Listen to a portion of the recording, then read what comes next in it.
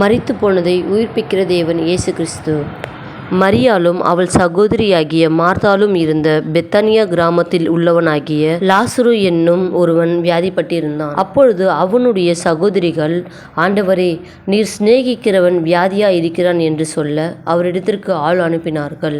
இயேசு அதை கேட்டபொழுது, இந்த வியாதி மரணத்துக்கு ஏதுவாய் இராமல் தேவனுடைய மகிமை விளங்குவதற்கு ஏதுவாய் இருக்கிறது என்றார். இயேசு மார்த்தாளிடத்திலும் அவளுடைய சகோதரியினிடத்திலும் லாசருவினிடத்திலும் அன்பாயிருந்தார். இயேசு வந்தபோது அவன் கல்லறையில் வைக்கப்பட்டு 4 நாள் ஆயிற்று என்று கண்டார். மார்த்தாள் இயேசுவினிடத்தில் வந்து, ஆண்டவரே, நீர் இங்கே இருந்தீரானால் என் சகோதரன் மரிக்க மாட்டான் என்றாள். இயேசு அவளை நோக்கி, உன் சகோதரன் உயிர்த்தெழுந்திருப்பான் என்றார். பின்பு, நானே உயிர்த்தெழுதலும் ஜீவனுமாய் இருக்கிறேன். என்னை விசுவாசிக்கிறவன் மரித்தாலும் பிழைப்பான் என்றார். அவள் அழுகிறதையும் அவளோடு கூட வந்த யூதர்கள் அழுகிறதையும் இயேசு கண்டபோது ஆவியிலே கலங்கி துயரமடைந்து, அவனை எங்கே வைத்தீர்கள் என்றார். அதற்கு அவர்கள், ஆண்டவரே, வந்து பாரும் என்றார்கள். அந்த இடம் ஒரு குகையாய் இருந்தது. அதன் மேல் ஒரு கல் வைக்கப்பட்டிருந்தது.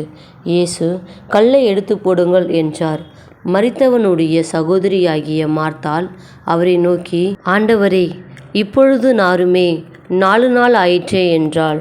இயேசு அவளை நோக்கி, நீ விசுவாசித்தால் தேவனுடைய மகிமையை காண்பாய் என்று நான் உனக்கு சொல்லவில்லையா என்றார். இவைகளுக்கு பின்பு, லாசருவே, வெளியே வா என்று உரத்த சத்தமாய் கூப்பிட்டார். அப்பொழுது மரித்தவன் வெளியே வந்தான். அவன் கால்களும் கைகளும் பிரேத சீலைகளினால் கட்டப்பட்டிருந்தது.